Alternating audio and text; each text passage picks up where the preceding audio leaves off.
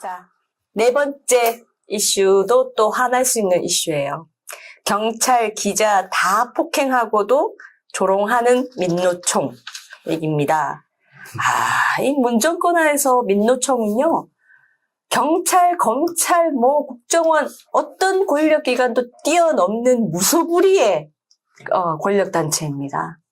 심지어 자신들이 문재인 정권 탄생의 최대 주주라고 생각해서인지 문재인 대통령한테도 살벌한 말을 했었죠. 문재인 대통령이 이 노동개혁과 관련해서 조금 자신들의 요구대로 안 하는 것처럼 보이니까 배신자에게 회초리를 들겠다. 이런 말도 했었습니다. 그 말 들어보면은 문재인 대통령 머리 위에 민노총이 있는 게 확실합니다.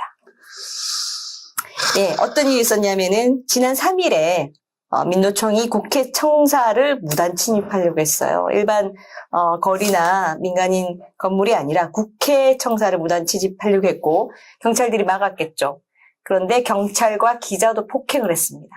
그 철조망이 막 다 무너지고 그랬었어요. 철로 만들어 놓은 바리케이트를 다 무너뜨리고 난리도 아니었어요.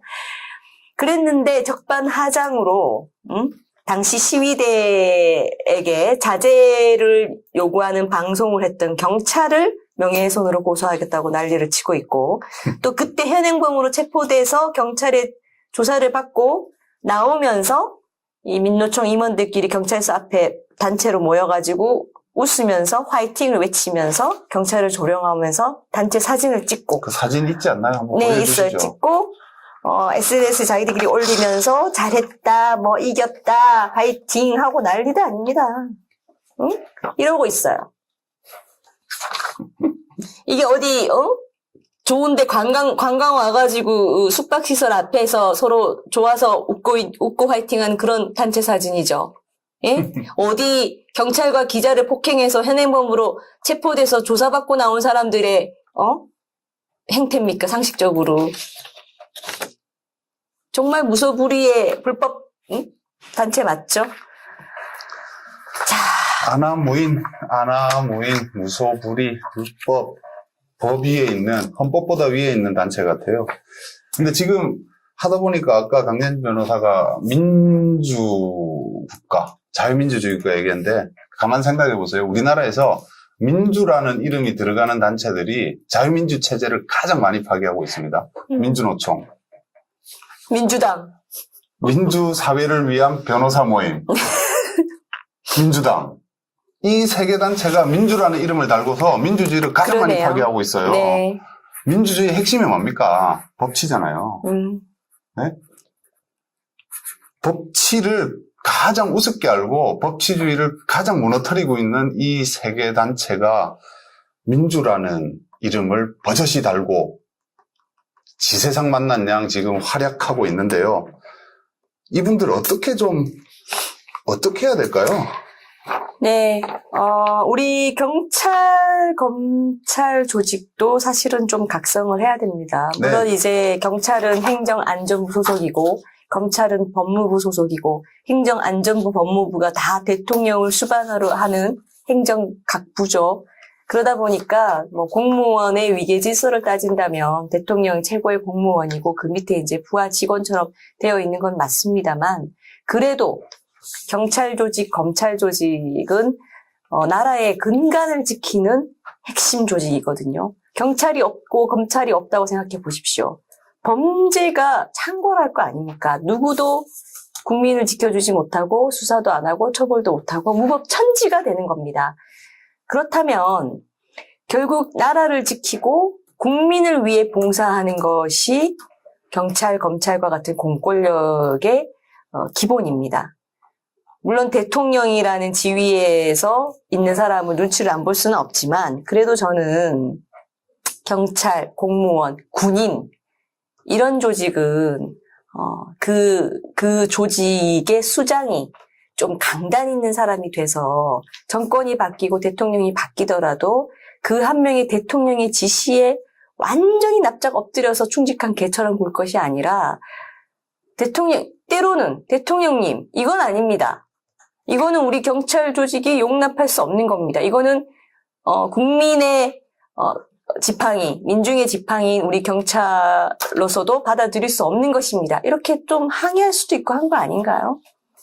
과연 경찰을 폭행하는 민노총은 가만두면 안 되는 거죠. 예? 지금 보면은 민노총은 경찰을 우습게 여기고요. 경찰은 민노총을 두려워하는 것 같아요. 이게 말이 되는 겁니까? 미국 같은 곳에서는요, 현장에서, 특히 미국 같은 곳은 경찰 같은 공권력에 손을 대면요, 박살이 나요. 현장에서도 뭐, 개패듯이 맞습니다. 소지하고 있는 권총으로 바로 그냥 현장에서 사살 안 되면 다행이죠.